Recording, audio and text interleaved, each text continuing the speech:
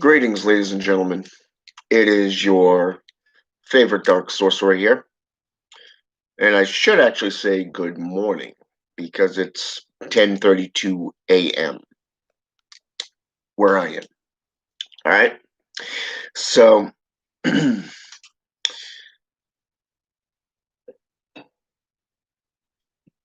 over the last few months, I've been taking my the necromantic rituals and rites that I've been performing. Not only am I writing a book on just necromantic history and mythology right up into the actual deities and spirits that you can call upon. But I am also digging in and practicing the various rituals and rites. And lately, I've been heavily influenced by Haitian Voodoo. I don't know what it is about Haitian Voodoo that attracts me so. It's just something that it just has my attention right now fully.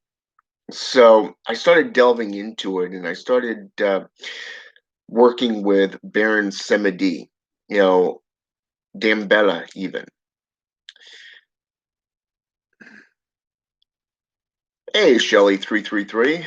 Good morning. So, anyways, I started working with Baron Semedi and Dambella,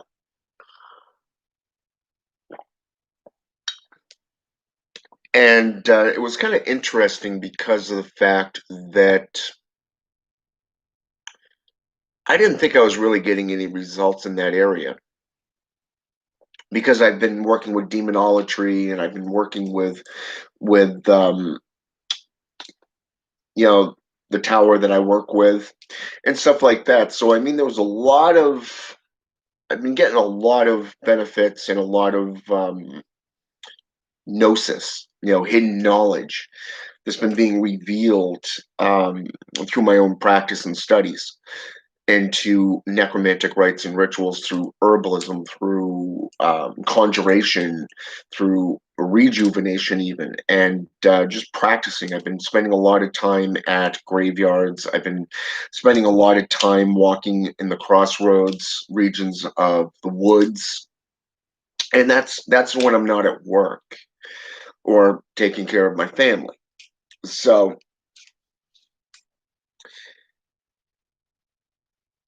the other day, I was really in need of meditation. So I went in, did what I always did. Sometimes I'll call the quarters, other times I'll just go in, light the candles, the incense, and put on some form of ambient music, like say thunderstorms and rainstorms or, nature sounds or whatever, depending on, you know, type of mood I'm in. If I'm into one of those dark moods, I normally go with like say I don't know, was it Smashing to Pieces or maybe even some form of rock and roll like Corn or say for an example said Pretty Little Reckless or Reckless something or other, the one with Taylor Mumson or Mamson or however you want to pronounce her name. You know, some form of music that really has that attitude, that edge that I can relate to, something that I can really get into. And if I'm in a depressed state, then I normally go with something that is more like, say, for an example, The Art of Dying. For an example, they got some really good music, that will help you work through it through meditation and breathing exercises. But this particular night, I didn't know what I needed, so I ended up turning on about eight. What was it, like 4 to 8 hours of thunderstorms at night? I'm talking lightning and thunderstorm, heavy rain type um, ambient music. It's not music per se, but it's more like kind of like a meditative type video. Okay, and you can find this right on YouTube, by the way. So I started, like I said, I went in, I put on my ritual robes, lit the candles, the incense. I did a lot of incense, um, namely because of the fact that my son wasn't home. My better half was working overnight at the hospital. So guess what? Yeah, I had the place to myself, so I could use as much incense as I deemed fit. As many candles as I wanted. So without, I had no interruptions, no nothing. And I went in, I just got in my chair in the circle, I and just sat Indian style. I started doing a mantra. I started calling forth Zazel and the Tower, lords and ladies, the whole kit and caboodle. And I just went in. I couldn't get anywhere. It was like that night. It was just something. It was like a blockage. Something that was just annoying me, keeping me from reaching that higher cognitive area. So I ended up taking out my blindfold because, as I said in my last video, blindfolding yourself or removing one of your senses from play, the one that you use and rely on the most, normally will do it. And that's normally the sight, okay? The mundane human sight where you see with your human eyes, okay? In this case, that's what was needed. Other times you're going to need to block out your hearing or maybe both, sight and hearing or whatever, depending on what will help you relax and what will help you to delve into gnosis from a spiritual descent. So, like I said, in this case, I needed to be blindfolded. So I blindfolded myself and I started just listening, letting my consciousness grow. And as I felt myself relaxing, and I ended up, all of a sudden, I just ended up seeing like a black vortex. That's the best way I can describe it, a black vortex in my mind's eye. And I felt like I was plunging or falling into this void, and I really loved it. It was just a portion of it that really spoke to me personally. So, and I just went with it. I just allowed it to flow naturally. And I'm glad I did because of the fact that in this case, it went from that into a grayish white skull, a human skull, which I found very fascinating. I love skulls, you know. And the funny thing is that from that point of view, if you take two triangles, like first and second degree in witchcraft, for an example, the first and second degree triangles, which kind of form the you know, an interesting design, almost like a diamond. Okay. It's the best way I can tell you. It's a diamond shape. You got the triangle this way, and then you got the triangle this way. You know, noon and six. And then all of a sudden it was like an X, like so, was great, draped right down over it, you know, and kind of like on that ring there where everything's just holding that gem into place. Hey, Waldo. So in this case, it went from from the skull to the diamond to this X. You know how some of those machines that you see in junkyards have the claws when they grip onto things? That's basically what this X was doing. It was laid over at 10 and 2, 8 and 4. Okay. And it was just gripped right onto that diamond. And then you had a scarab beetle, a scarab beetle, which is Egyptian. Okay. Now, I didn't understand how this could all relate at the time. But when you were looking at this beetle, it was facing what would be this direction. Okay. facing your right shoulder, okay? Upward, diagonal upward. But from my acuity, from visualizing it, you got to remember that a lot of times your subconscious, your higher self, when it's relating to something from a spiritual gnosis, spiritual apotheosis, comes from a mirror image. So you're going to be looking at it backwards. So it's really good to take the time to find clarity when you're doing this. If need be, kind of draw it down as best you can and look at it. Contemplate it, write it out in your journal, replay it in your mind's eye, in your head, because a lot of times a lot more is going to be revealed. Now, when I looked up diamonds and I looked up the first thing that, there's a lot of different types of beetles out there, and for some reason my mind went directly to the scarab beetle. Yes, I'm talking about the same type of beetle that was used in The Mummy with Brendan Fraser. Okay. Am I referring to that type of influence? No, not in this case. Although it is associated with funeral rites. And it is also utilized within protection. It is also used in forms of amulets as well. So keep that in mind as well.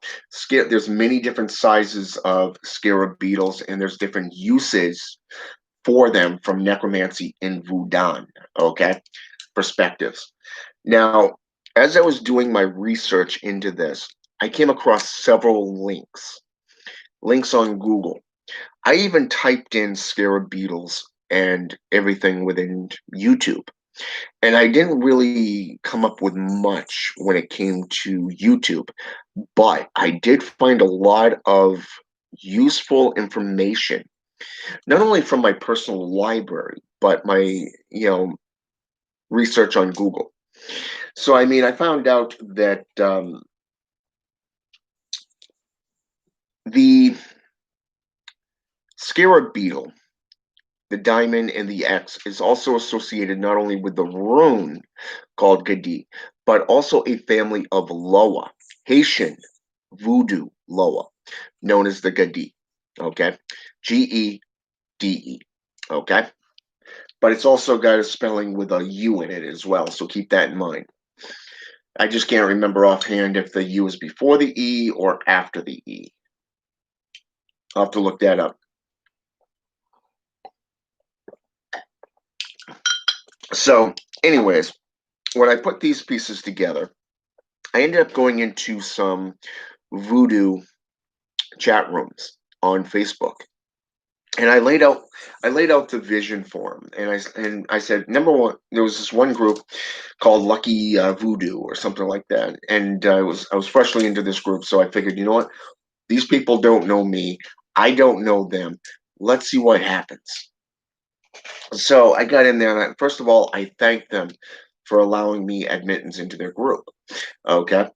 And then I went in and I said, I was meditating. I had this trance, this vision. This is what I looked, and this is what it looked like. And I had a few people post on it within a couple of hours. And it was kind of interesting that one person thought it was associated with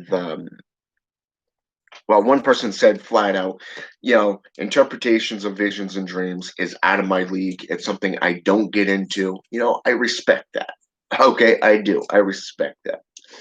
All right. So the next ones, there was somebody get on there that actually knew what they were talking about. So I started paying attention to this, and she told me flat out what her diagnosis of or interpretation of this meant, and how it, and I have to say the Gedi in Norse mythology, the Gedi, I'm not even sure how you pronounce it, but it was interesting because I never thought of runes. Not once did I think of the actual runes. So, and on top of that, I didn't think about voodoo either. So, I mean, it was just something about it that just caught my attention. So when I Googled it, I came up with both necromancy and voodoo. It was like, wait, how does this and this go with these two practices? How do they go together? So, like I said, I laid everything out, and she inquired. She mentioned the Gadi, sounds like the Gadi, which is a family of Loa. Papa Gadi, for one, which was the first human to actually pass on to death, and in some cases is associated with Papa Nebo. Okay. Now, I found this particularly interesting because of the fact that in Haitian Voodoo, the Gadi are, I guess you can say, the children of the Loa. They are minor spirits, if you wish, kind of like the lesser keys of Solomon, the lesser spiritual entities, but can do the very same thing that they do, like the main Loa can do. So the more I got into it, and the more I was talking with this individual, she said, "Is there anything else that you can tell me about this dream that you're trying to get interpreted?" So I told her I added in a few more things like the skull and the sinking feeling or the plunging feeling into that void, and all of a sudden she just came back and said it sounds like Papa Gadi, and I'm like, what? How can the how can something like this, along with a diamond and the scarab beetle and the X, be associated with Papa Gadi? So after I thanked her for her information and I went into Google, I went back into YouTube and I started doing research to find out it is heavily influenced in this. Number one, I know Voodoo is not just here in the US, but or in down into all the islands and stuff like Dominican Republic, Haiti, um, and Cuba and South America and Central America and stuff like that. But it goes all the way back to the Nile, okay? The Nile, okay, where the Yoruba people first settled. More importantly, things like Pelo Mayambi or Pelo Monte, Quimbanda, Ambanda, these are Congo regional practices. Voodoo today is mostly associated around Ethiopia and Malawi, okay? But learning more about the Gadi, and especially Papa Gadi, you find out where he was the first human. He was the first one to die off and become, through his dedication and rituals, the awakening process. And I found out that in this case, when I opened up my altar, when I opened myself up to these spirits, not just the lower, I didn't even call on the lower, which is the baffling part. I called on the demons like Satan, Asmodeus, Astaroth, Beelzebub, and then I went into Zazazel, Ashira, um, Vovalil, and the ones that I've been working with for the last 6 months to a year. Okay, through the tower that I work with within Necromancy, and here we are, the ninth month of the year, and guess what's coming around the corner as of the 11th month? November 2nd is the Day of the Dead. Okay? Well, what would be classified as the Day of the Dead. I'm going to call it that because of this. It's it is the most celebrated day of the year when working with these Loa, the Gadi. Okay? And so I'm really looking forward to this because now I'm going to delve further into Voodoo, specifically Haitian Voodoo, and get to know this, see if I can't find a seal for this spirit so I can start working with them. Okay. And then I'm also gonna delve into the mythology and see where what the spirit likes, um, and how this spirit and see why the spirit revealed itself to me to begin with, especially since I did not open up my temple to the lower. But when you're dealing with spiritualism and you're dealing with powerful entities, and the lower are considered to be very powerful entities, by the way, not just demons, not just the jinn, not just angelics, or these spirits are quite powerful. So when they speak, it's best to listen. It really is.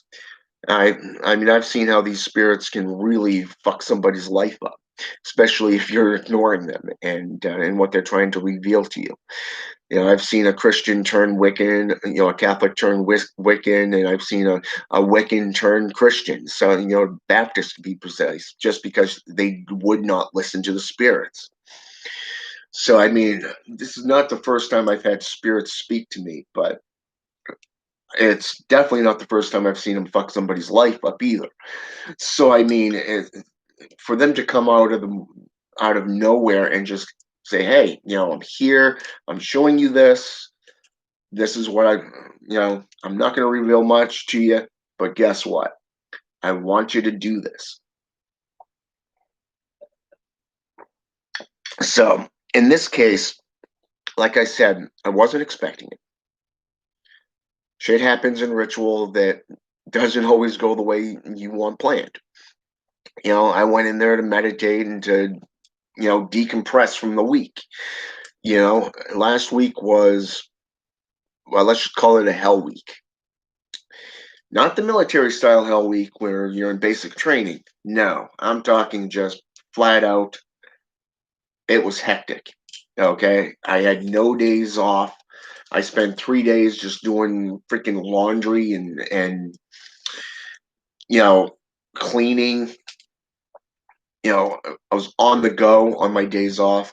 So I didn't have a chance to meditate, read, or do anything. And on top of that, I've been spending a lot of time with my family. So last week was that kind of week, and then turned around and went right back to work Sunday till yesterday. And Tuesday was one of those days that, let's just say, sucked. But now that I've done all this research into Papa Gadi and into Haitian Voodoo and this family, seeing how many of these Gadi there really are, it's like, damn, I wonder, is this going to be the first spirit from this group that I deal with that's going to introduce themselves to me, or are there going to be others? I don't know. So it's going to be pretty cool. So I'm going to be, like I said, doing some research. I'm going to be doing a lot of preparing, and I'm going to start working with this spirit as well within my necromantic rituals, because I really want to know, why did this spirit contact me? Why did it reveal itself to me? And in a way that really baffled me. Diamonds have been seen in the same way as crystals, the quartz crystals. Okay, they can be charged for protection. So, I mean, that much I understood through my own personal research into what a diamond is, what a quartz crystal is. It's basically a diamond that's been cut down, and it can be charged and utilized for a lot of different things. The X is a symbolization of a degree. Okay, if we're talking geometric shapes, such as the pentagram, a lot of times Wiccans, pagans, they will teach you that there's only 3 stages of annotation, when in fact there are actually 5, at least that I know of. And then when you look at the lower annotation versus the higher annotation, as in physical mundane, your practices, your physical growth within this realm, compared to that of the spiritual realm and how you are also ranked and seen, you know, X's are a huge part of that. I mean, if you draw a pentagram, I want you to look at not just the 5 points on the outside, but look into the inside, delve it down. There's a reason why they call it five pillars, not only within Islamic traditions, but within witchcraft in general. Okay, shamanism even. Okay, there are spiritual nexuses that you're not even aware of. Hell, there's a lot that I'm not even aware of in that area, and I'm definitely finding that out after 30 years of practice.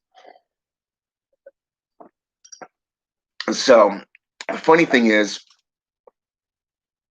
that another angle to this is when you get into like the Norse runes, there's actually runes, there's alphabets, and that the X symbolizes different things, different letters, different characteristics within alphabets as well, the ancient languages.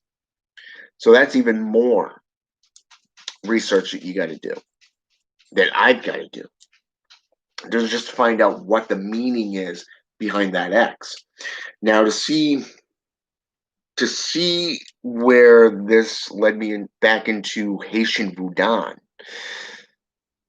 that's something that was unique and very interesting because I've always been fascinated with voodoo, specifically Haitian voodoo. It was just something about that caught my attention, and it was something that I loved doing. Not just spiritualism in general. And because lately I have been really focusing more on spiritualism, working with spirits rather than associating in the world, this is something that I think is benefiting me in a long way, in a long run, because of the fact that it's called self-evolution. It's called self-growth. Okay, and we all go through this. I had a friend of mine utilize the term transmortification of the soul. Which is basically you're transforming the soul through alchemy, black alchemy, spiritual alchemy, even different types of alchemy being performed for you to grow and mature in the chosen root working or path workings that you're in. You look at your own specific path. What is it about that path that attracts you? What is it about these other paths that you're looking into that attracts you as an individual? Okay. These are things that will grab your attention and things that need to be followed up on. Okay. Because when the spirits are talking to you, that's a good thing. You don't want to approach it with egotism. You don't want to look at it in a sense of popularity either. It's not about numbers. It's not about um, ego or popularity.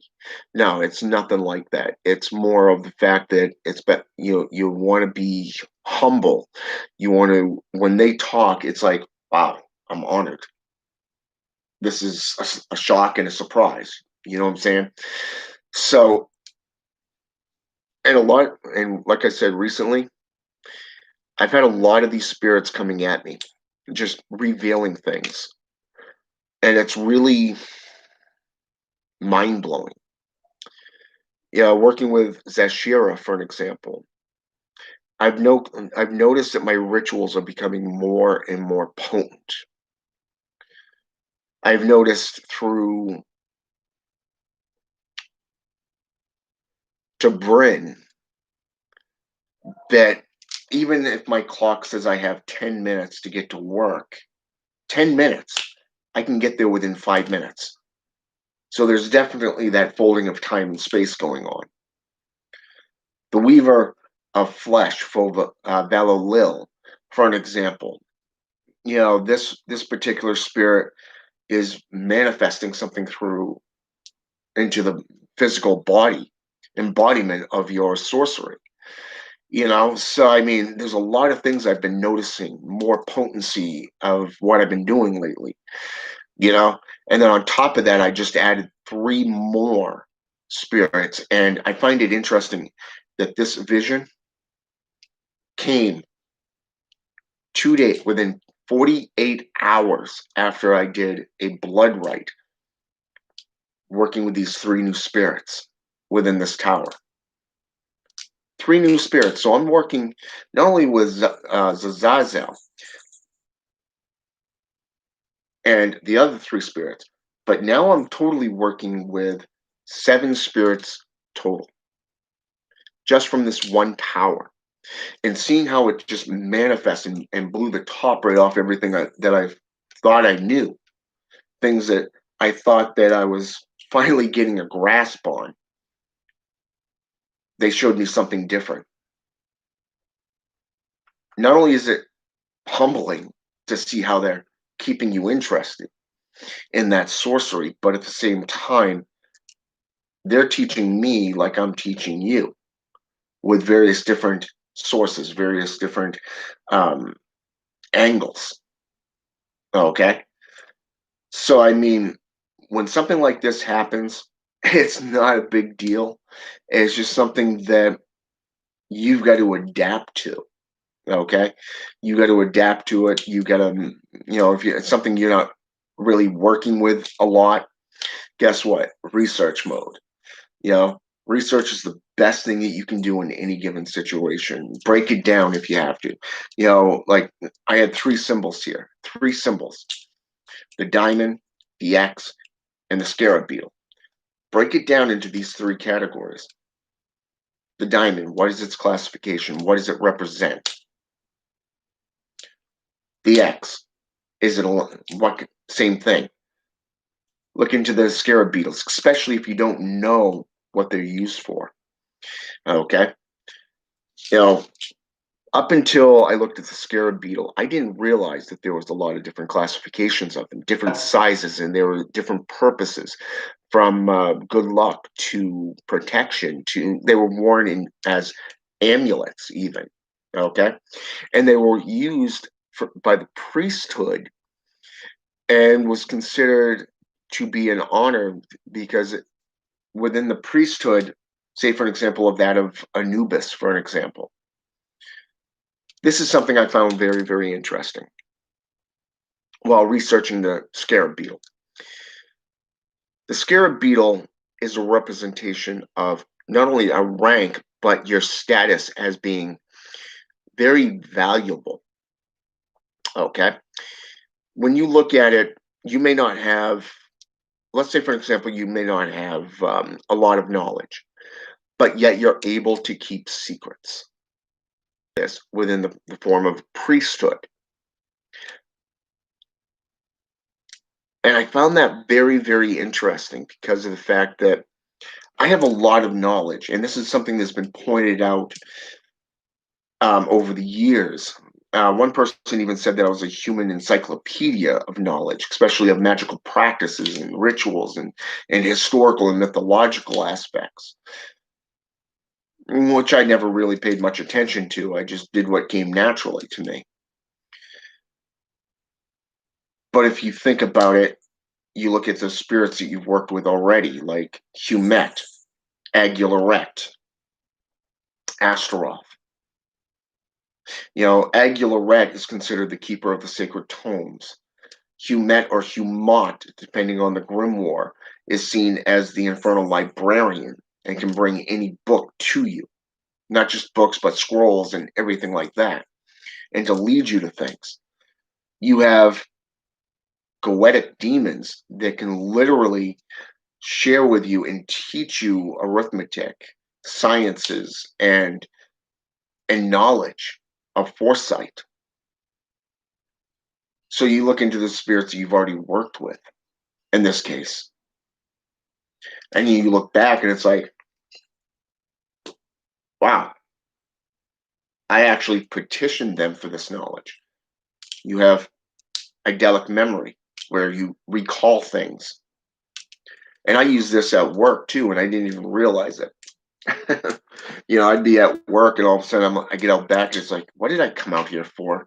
And I just close my eyes and I go back into my mind and what I was doing just out there just a few minutes ago. And it's like, oh, right, I got to get this. You know, that's idyllic memory where you can recall things. Okay. And then you have the other type of memory, okay, that also play into effect. So I guess when you look at it, they answered my request. Just like if we go into biblical, for an example, Solomon wanted wisdom, he wanted knowledge. Exactly what he got. Did he fall out of favor? Yeah, because he went to all these other kingdoms, which he was told not to. Did he listen to the spirits? No. Let's face it, we as humans, we as practitioners, we think we know it all. We think that we're the top of the food chain until we're proven otherwise. Well, guess what? A few years back, I hit a breaking point. It was about 10 years ago. I was on the street down in Tucson, South Tucson, and I just lost it. I started yelling at the spirits out in the middle of the street, dead of night. Didn't care who heard me. And that's when things really turned around for me. After 20 years, things started turning around. I came back, the things that and the people that I was associated with, nope. Couldn't even be around them, couldn't even stand them anymore. You see, sometimes you're tested, you're tried, and it's up to you to work towards that knowledge, that wisdom, that growth. And sometimes when you hit that barrier, going into your inner sanctum and meditating or spending 14 days and nights without food, water, or sleep, in a very hot climate can really push you beyond that barrier. Because sometimes you just need that extra push, So in this case, that extra push came through in a way that I did not see coming. I've been wondering if I should move on or continue on, not just going through the motions like I've been last couple of weeks because of what's been going on in my own personal life, not just my practices. Here, we see where the spirits interceded. I was tired, grumpy, irritated, completely exhausted. Not mentioning in pain due to old injuries and the weather. But guess what? Sunday night, went in right after around the time of meridian, the hours of meridian, and I just opened up that sanctum. Said, if you want to commune with me, come on in. Did the mantra, lit the candles, lit the incense, did everything I normally would do. A lot of the way, anyways. And guess what? Benefited out of it. Did I go in and threaten the spirit? No. A lot of these grimoires today will tell you to threaten a spirit, like Lucifer's Raphael. No. I've never had to threaten a spirit with a rod of damnation. I've never had to curse a spirit out of say the names of a power. Okay? When I work with spirits, it's like I'm working with you face to face. I use a circle because a circle is one of empowerment. It is not one of protection. I do my homework on the spirits that I work with. I know what will protect me from, say, spiritual damage. Like, say, with Astaroth's breath is like daggers. By wearing a silver ring close to the face, it's a form of protection, just like a gallbladder to keep Asmodeus out. Yeah, you learn the strengths and weaknesses of spirits, but you meet them with respect. Just because you are armed with the knowledge doesn't mean you have to use that knowledge. I work with spirits from various different systems. I do this with respect to these spirits. Most importantly, it's about building that relationship, that firm firmament, that strong foundation. To quote from the 21 Satanic Points, build not upon sand, but upon rock.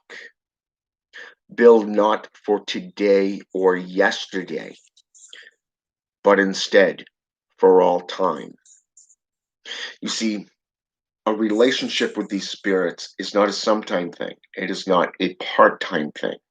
It is a full-time thing. It's like having a kid.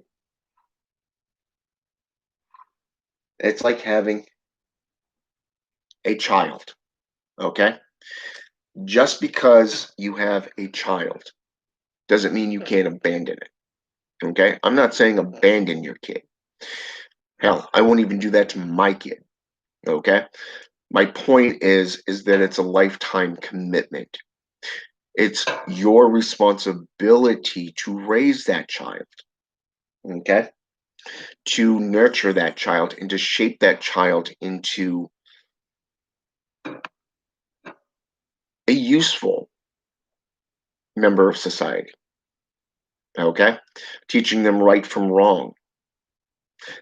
What do you think the spirits do for us?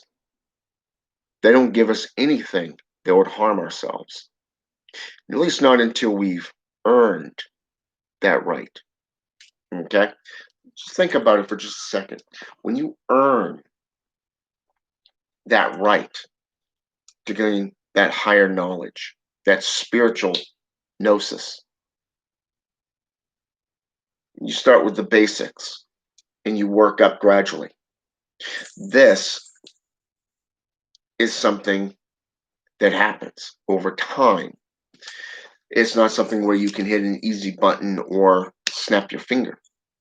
No, this takes time. This takes practice. It takes commitment and dedication.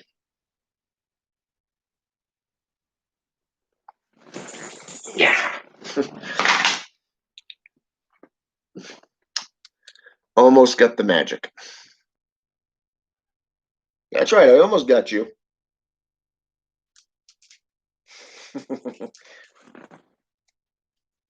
Aha, I get the magic. See, see, hello.